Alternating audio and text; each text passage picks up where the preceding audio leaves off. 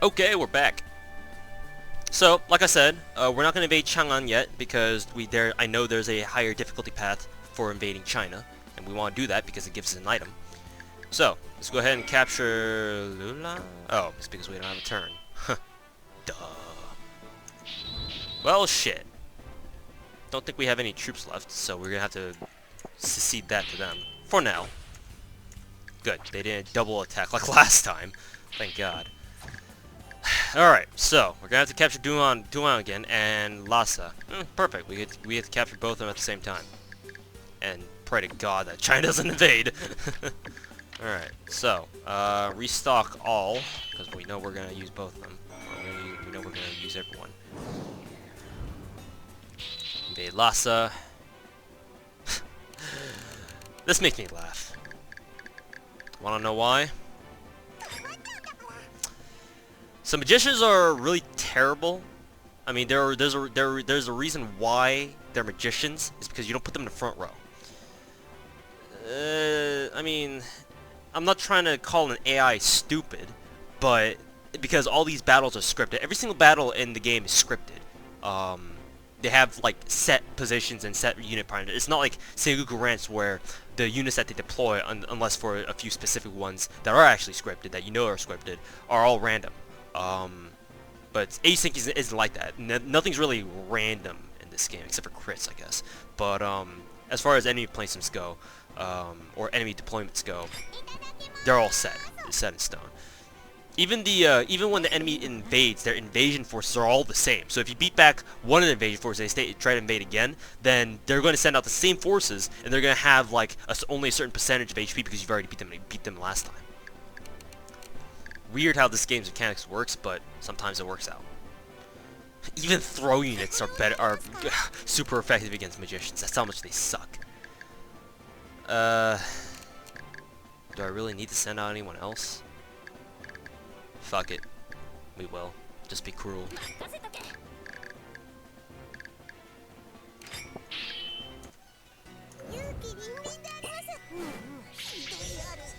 Attribute bonus, attribute bonus, attribute bonus. You get an attribute bonus, and you get an attribute bonus, and you get an attribute bonus, and you all die.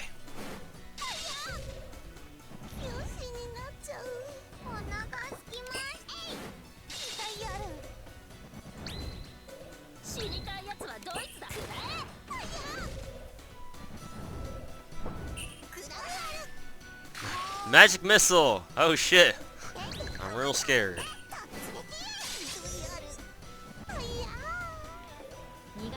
It's part of the reason why the game tells you that going to invade China first is actually considered easy. Because sometimes they give you missions like these. There we go! We got it! So we captured Lhasa before conquering the entire Taika Empire. There might be a second higher difficulty of capture path for this, actually. Because that wasn't the one I had in mind. Oh well, we'll take it. So because of that, as you guys can see, we actually got a free item, which is a defense up item, which is good. Because some of our commanders have some not so great defense. Like, for example, Oda Nobunaga. Kinda want to put that on her, but we can't right now, so we will wait until next turn. Anyways, let's go ahead and march on Duwang again. For the second time. Like I said, because we've already beaten them. Now that I think about it, I accidentally left all 3 of my magicians, and only Chihaya as a frontline unit. Rip. Rip. Let's go ahead and finish off whoever has more attack, which will be Senha. There we go. Himiko doesn't have enough charge for a heal. Not that Chihaya really needs a heal right now anyway. So as you guys can see, Magic Missile makes you wait until the very end, but Bombardment makes you lets you go faster. So hence why Bombardment is pretty useful. Ooh, that hurts. That's why Lancer units are pretty dangerous when the enemy puts them in the front row, because they can reach the back row where all your magicians are, if you choose to deploy them. Because of just how vulnerable magicians are, I don't really like to deploy magicians unless I really have to. especially when I know that in a battle I'll need as much healing as I can get, because only magicians have reliable heals. There are other units who have special abilities that can heal other people, but they typically consume brave, like a lot of brave. Like for example, one of the Knights of the Round Table named Bors has an ability called Aura, which basically uses 3 brave in order to full heal or basically give another unit like at least 50% heal. I forget how much it is, but it heals a lot, but it takes up 3 brave, and obviously getting 3 brave is kind of tough. So yeah, and she's a melee unit, so it's not really, you know, are you gonna use her as your main healer? Probably not. Anyways, good, they didn't attack. Thank God. Okay, so don't forget about Oda Nobunaga. We're gonna give her Emerald, and as for the recovery item, we're going to give that to I don't know actually. Who gets hit a lot? You. Toshizo, you get hit a lot. You probably need that more than anyone else. Stock everything. Good thing it's cheap for now. Like I said, replenishment costs later on down the road when your units get like up to unit counts up to in the thousands. And yeah, and there will be battles where entire units will be just completely wiped. Yeah, the replenishment cost numbers can scare you a little bit. I think I've already mentioned that, right? Hey look! Oda Nobunaga is effective against everyone in a straight line! Woohoo! Wonderful. Put Benkei up in front. Actually, we can capture both, what's this city again? I forgot the name of this fucking city. Anyways, we can capture both of them. So, in this turn. So what we're gonna do is we're gonna save Chihaya. We're gonna save Himiko. We're gonna put out Seimei. We're gonna put out... should we put out Genai? Nah, we don't need to. Toshizo. We're gonna keep Oda Nobunaga in the back row because we don't want Koshinka? Koshinka? I think that's how you say it. Hitting our vulnerable rifle unit. So we're gonna put that. We can put it over there. We can keep Lancelot here, or keep Lancelot and save it for later.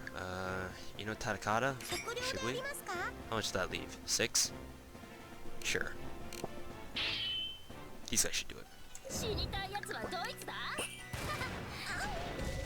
Cool.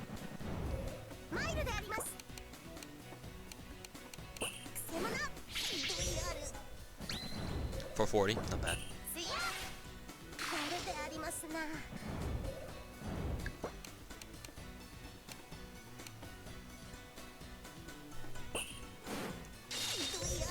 There we go.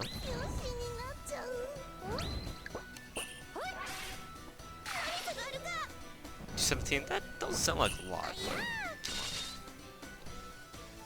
but doesn't matter because Oda Nobunaga is kick-ass. Now we shall advance. When you clear out the enemy in the front row, then what the game allows you to do is advance. When you click advance, your entire formation moves up 1 row. That's what the advance thing does, in case you guys were wondering.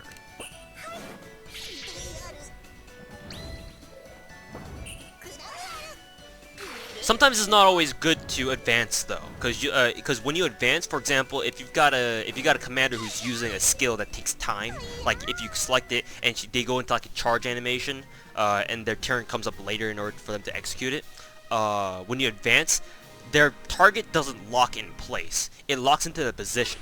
So when you advance, obviously their target changes because their target, the enemy target that they've originally, you know, are trying to use their ability on, or yeah, when you told them to use their ability on them, is not going to stay in place because you're moving, your entire formation is moving up 1 row. So you have to be careful whenever you're moving people around or advancing, because sometimes if your commanders are trying to charge up an attack, then they're going to hit someone different, or maybe not hit anyone at all. And there's the high difficulty capture path that I was talking about. Capture Lulan, the very last Chinese city, for capturing Chang'an, the capital. I think they consider Chang'an the capital in this game, not Beijing. So, because of that, we got a free item, another pearl. This game does repeat a lot of items, a lot. There are unique items, but their unique items are typically very strong, so we won't get them until the very, you know, at least mid game or later. Most of them show up in the late game, but so yeah, you do get a lot of repeats of items here. Who also can we put them on with? We can put them on with Benkei. Why not? Go ahead for that. Hello tits. So let's go ahead and save this. Right there, right? Yep. And finally, we get to march on Chang'an.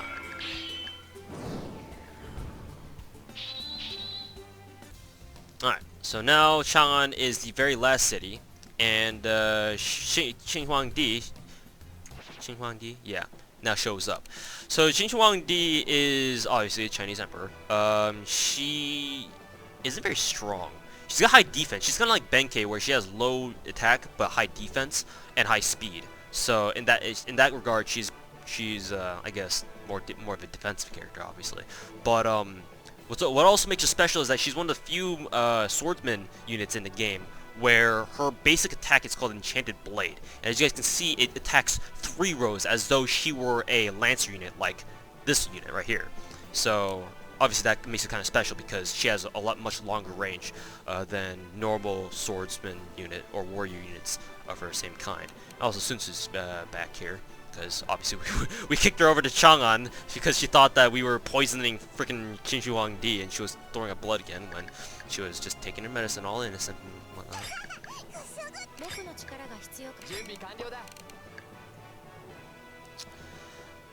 Do I want Lancelot in the front row?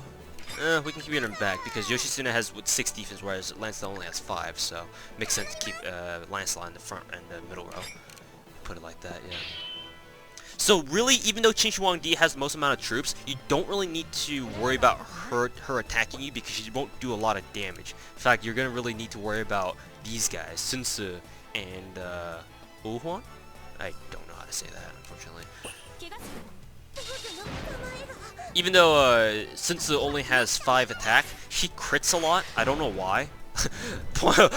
Case in point. So yeah, that's why I'm kind of afraid of Sun Tzu. I don't know why. Maybe her character has a base kind of like higher base crit chance. I don't know. That's also another reason. But as you guys can see here, Qin Shi Huangdi is using a special ability called Attack Down. So basically, she casts an area of effect move where everyone on our side that's within that area of effect suffers -1 attack. And fortunately, in this game, they don't stack. So Qin Shi Huangdi can only do that once. But it only applies to one character. So Qin Shi Huangdi can't do that on the same people and then make them go down another 1 attack again. But if there was another character, or if there was another enemy unit that also had the same move, Attack Down, and cast on the same people, then they will go down another one because the game's counting them as two different attacks. Let's go ahead and heal up Yoshitsune. Maintaining unit health is really important in this game. If you have that ability. Let's see, bombardment. We can go ahead and finish her off so she can't attack at all. Well worth. Even though we kind of overkill her a bit, doesn't matter really. Let's go ahead and attack Sun Tzu. She's gonna crit the fuck out of us. Don't take care of her soon.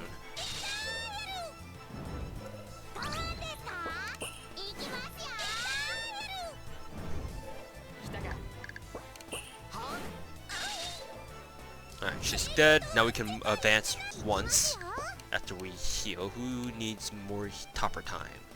Chihaya. Topper time. Okay, Hiraka Gennai. Go ahead and bombard the fuck out of Sun Tzu. That sounded really wrong, but hey. Okay, so like I said, Chihaya won't suffer another -1 because Qin Shi Huangdi's already done that. But Himiko, who hasn't been hit by that, suffers -1. So that's Sun Tzu's basic defensive skill, is attack +1. That makes her a lot more dangerous. I consider enemy defensive buffs, like attack ups, much more dangerous than when they debuff you. Because for most part, all your commanders have more or less pretty strong attack. If they don't, then you're probably not going to use that. You're probably not using it for, you know, attack anyway in the first place. But when the enemy buffs themselves, that's when you kind of have to start getting scared because that means they can do a lot more damage to you. As you guys can see, Chihaya's special attack didn't do much at all. Wonderful. we have Qin Shi Huang D's 8 fucking defense to thank for that. Also, the AI can be a little bit weird in the sense that they'll constantly spam their special attacks whenever they have Brave. So Qin Shi Huang D's attack down move costs 1 Brave, and if the enemy sees that they have some Brave in stock, they're always going to use some kind of Brave using skill. So that's why Qin Shi Huang D is always constantly spamming attack down, even though it's not really advantageous for her to do so. Not that she can win anyway, it's 61.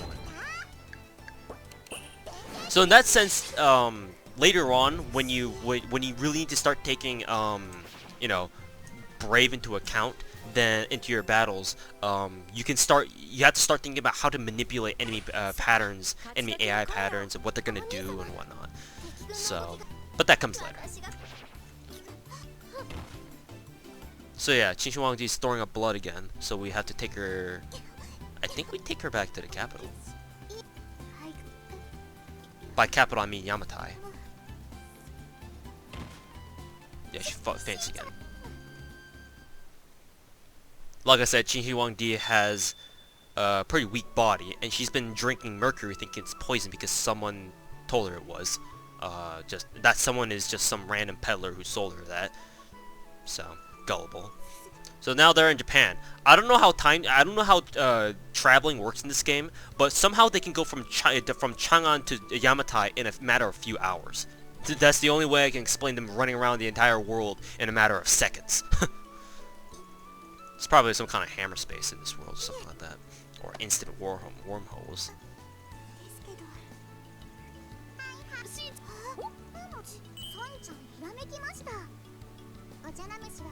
So like I said, the dialogue in this game is kind of funny.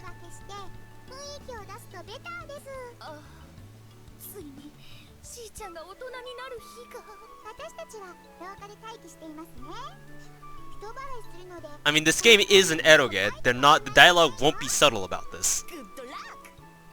Sometimes gratuitous English. Sublime misunderstanding. By the way, that reminds me, weren't you guys fighting like not even 3 minutes ago? And all of a sudden the two top generals of China is basically spurring their own emperor on to fucking do it with the servant of heaven here. That makes sense. Alright, so now that we captured China, we do now gain Tzu and Lu Bu as commanders. Oh, and of course Qin Shi Huang Di. I don't know how generic commanders' character progressions work, but hey, she got a new skill. So cool. Anyways, this video is nearly 20 minutes long, so I better end it here. So, thank you guys for watching. We're going to continue on now that we've captured China, and we're probably going to go and capture. I don't know. Should we go for India or Mongolia? Let's go Mongolia. Sure, why not? We'll go say hi to Kublai Khan. I think I'm saving twice in a row. So yeah, thanks for watching. We'll march on Mongolia next.